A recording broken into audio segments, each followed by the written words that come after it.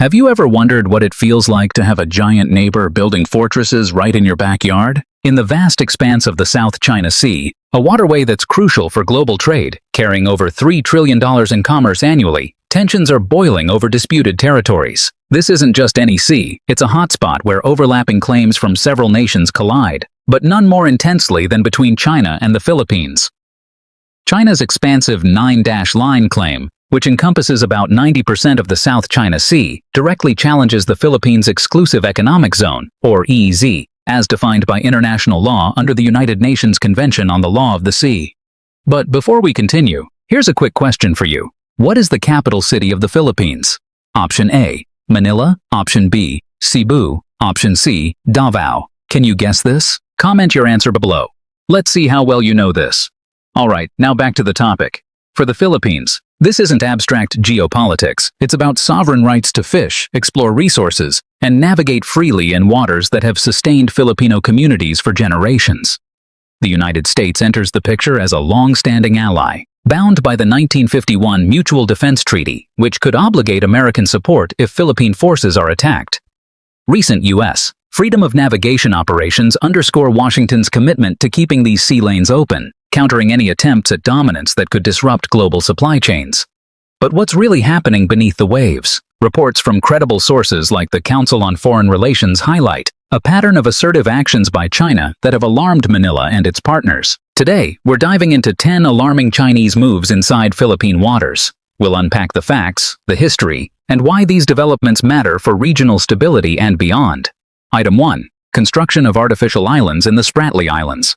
Deep in the Spratly Islands, a chain of reefs and atolls scattered across the South China Sea, China has embarked on one of the most ambitious land reclamation projects in modern history. Since around 2013, Chinese dredgers have transformed submerged features into full-fledged islands, adding over 3,200 acres of new land, more than all other claimants combined, according to the Asia Maritime Transparency Initiative. Key sites like Fiery Cross Reef, Subi Reef, and Mischief Reef, all within the Philippines' EEZ, now boast airstrips capable of handling military aircraft, deep-water harbors, and radar installations. Historically, the Spratlys have been a mosaic of claims dating back to post-World War II era, when nations began asserting rights over these resource-rich waters. China's efforts accelerated after the 2016 arbitral ruling in The Hague, which deemed such reclamations unlawful as they violated UNCLOS by destroying marine environments and infringing on Philippine sovereign rights. Yet, Beijing pressed on, viewing these as extensions of its historical claims under the 9-line, a concept rooted in maps from the 1940s. Why does this matter? These artificial islands aren't just engineering feats, they serve as forward bases, extending China's power projection and potentially restricting access to vital fishing grounds that support millions of Filipinos. For the Philippines, it's a direct threat to economic security. Fisheries in the area contribute significantly to the nation's food supply and exports, valued at billions annually by the World Bank. From a U.S. perspective, this militarized buildup challenges freedom of navigation, prompting increased patrols and alliances like the Quad to counterbalance Beijing's influence. As tensions simmer, these man-made outposts could turn a dispute into a flashpoint, underscoring the fragile balance in one of the world's busiest maritime corridors. Item 2. Militarization of reclaimed features. Building on the artificial islands, China has rapidly militarized these outposts, installing anti-aircraft missiles, fighter jet hangars, and advanced radar systems. By 2022, features like Woody Island in the Paracels and Mischief Reef in the Spratlys were equipped with surface-to-air missiles and anti-ship cruise missiles, as reported by the U.S. Department of Defense in its annual China Military Power Report. This escalation includes deploying J-11 fighter jets and H-6K bombers for exercises, turning reefs into unsinkable aircraft carriers. The roots trace back to China's salami-slicing strategy, incrementally asserting control since the 1970s amid the vacuum left by colonial powers. Geopolitically, it's tied to Beijing's ambition for blue water navy dominance, clashing with the 2016 tribunal's ruling that invalidated such activities in Philippine waters. Chinese officials, like Foreign Minister Wang Yi, have defended this as necessary defense facilities on sovereign territory, per state media. This matters profoundly because it shifts the military balance, enabling China to enforce exclusion zones that could block Philippine access to oil and gas reserves estimated at 11 billion barrels in the South China Sea, per U.S. Geological Survey data. For Filipinos, especially overseas workers reliant on stable trade routes, disruptions could spike living costs. The U.S. angle is clear. Under Secretary of State Antony Blinken has condemned these moves as destabilizing, leading to enhanced defense ties with Manila, including joint exercises like Bala-Katan. This arms buildup not only heightens accident risks but also tests alliances, potentially drawing Washington into a conflict over freedom of overflight and navigation in this strategic choke point. Item 3. Rejection of the 2016 arbitral ruling. In a landmark decision on July 12, 2016, the Permanent Court of Arbitration in The Hague ruled overwhelmingly in favor of the Philippines, invalidating China's 9-dash line and affirming Manila's EEZ rights.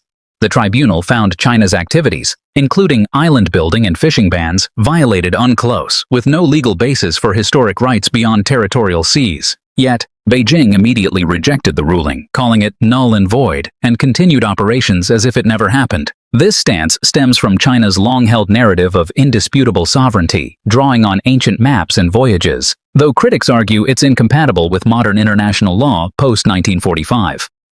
Geopolitically, it's part of a broader pushback against Western-led institutions, as echoed by Chinese scholars advocating bilateral talks over multilateral arbitration.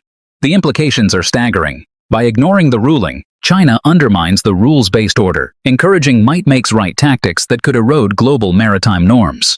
For the Philippines, it means persistent encroachments on resources worth trillions, affecting livelihoods in coastal provinces where fishing employs over 1.6 million people, according to Philippine government statistics. The U.S., a non-signatory to UNCLOS but advocate for its principles, has bolstered support, with the State Department rejecting China's claims in 2020 as unlawful. This defiance not only strains bilateral ties but raises the specter of escalation, as Manila seeks stronger alliances to enforce the verdict amid ongoing patrols. Item 4. Blocking resupply missions to 2nd Thomas Shoal. At 2nd Thomas Shoal, known as Ayungin Shoal to Filipinos, China has repeatedly blocked Philippine resupply missions to the BRP Sierra Madre, a deliberately grounded warship serving as an outpost since 1999. In June 2023, a Chinese vessel collided with a Philippine supply ship, with both sides trading blame, as detailed by the Council on Foreign Relations.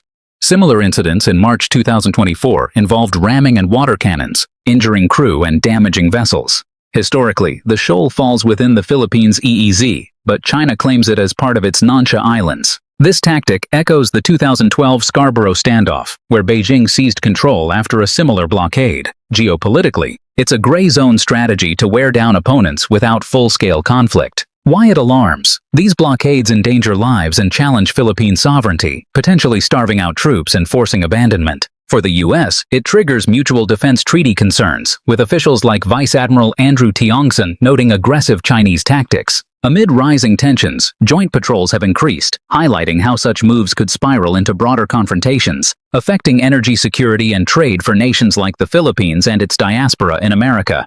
Item 5. Use of water cannons against Philippine vessels. Chinese Coast Guard ships have deployed high-pressure water cannons against Philippine boats, causing injuries and damage. In March 2024 at 2nd Thomas Shoal, cannons were used during a resupply, shattering windshields and hurting 4 crew members, per Reuters reports. Another incident in April 2024 at Scarborough Shoal saw similar aggression, with Manila rejecting Beijing's expulsion claims. This method, non-lethal but coercive, has roots in China's maritime militia operations since the early 2010s, escalating after the arbitral ruling.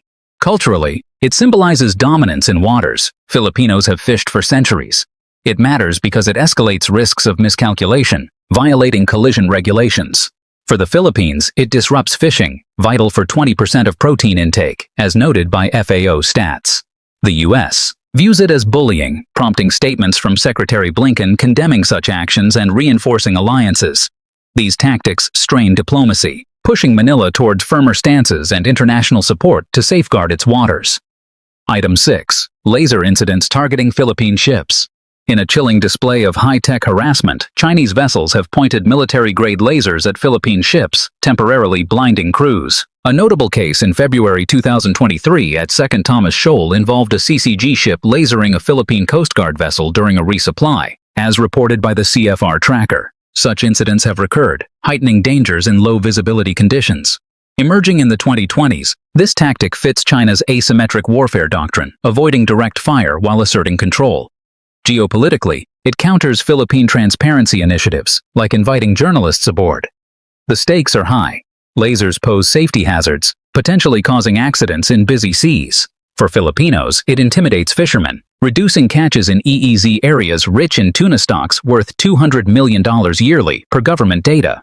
The U.S. angle involves condemnation from the State Department, viewing it as provocative under international law, leading to enhanced maritime cooperation to deter further escalations. This shadowy aggression underscores the need for de-escalation mechanisms amid rising Indo-Pacific rivalries. Item 7. Harassment of Filipino fishermen at Scarborough Shoal. Scarborough Shoal, a prime fishing ground 120 nautical miles from Luzon, has seen Chinese forces harass Filipino fishermen through blockades and chases. In September 2025, water cannons damaged a Philippine vessel, injuring a crew member, while Beijing accused Manila of ramming. Earlier in 2024, CCG ships expelled boats from the area. Seized by China in 2012 after a standoff, the shoal's control denies Filipinos access to traditional grounds. Geopolitically, it's a test of the 2016 ruling, which classified it as a common fishing area. This harassment devastates livelihoods. Scarborough once yielded 15% of Philippine fish catch, per BFR estimates. It fuels food insecurity for coastal communities. For the U.S., it highlights alliance obligations, with joint aid deliveries in 2025 condemning Chinese recklessness. Such moves erode trust, prompting calls for sustainable fisheries management in disputed waters. Item 8. Deployment of maritime militia swarms. China's maritime militia, fishing vessels doubling as paramilitary units, has swarmed Philippine waters, overwhelming patrols. In 2021, nearly 300 boats lingered at Whitsun Reef, but patterns continued into 2025 at Bajo de Masinloc, joining CCG incursions.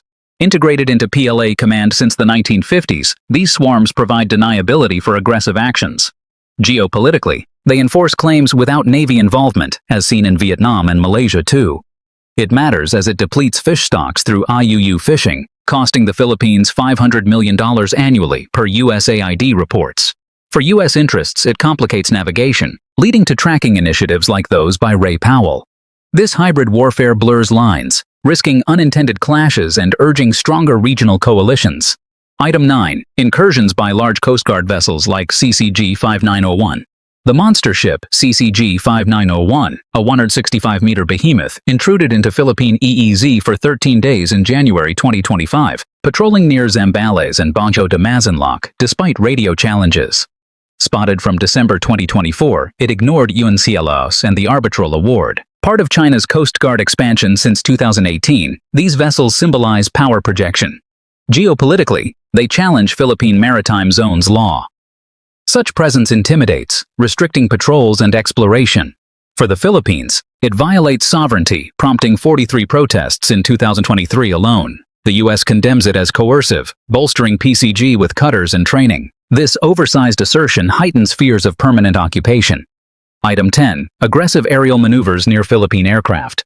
In August 2025, a Chinese fighter jet flew within 200 feet of a Philippine Coast Guard plane over Scarborough Shoal, ordering it to leave. This followed increased Philippine aerial monitoring, with China viewing it as provocation. Evolving from ground-based disputes, these air encounters echo U.S.-China incidents like the 2001 Hainan collision. Geopolitically, they assert airspace control. The danger lies in potential crashes, endangering lives and escalating conflicts. For Filipinos, it hampers surveillance of EEZ resources. The U.S., facing similar buzzes, has ramped up joint air patrols, emphasizing international airspace rights. These high-altitude games test resolve, calling for hotlines to prevent tragedy. The South China Sea is more than contested waters. It's where national ambitions, trade routes, and international law collide. From China's artificial islands and risky encounters at sea, defended as protection, to the Philippines' fight for sovereign rights backed by the 2016 ruling, tensions ripple outward, threatening food security, global trade, and stability. With U.S. commitments adding weight and China hinting at diplomacy, the future hangs between cooperation over shared resources or conflict that draws in superpowers. Citizens too play a role. So stay curious, stay engaged, and subscribe to Discovering the Earth for deeper insights.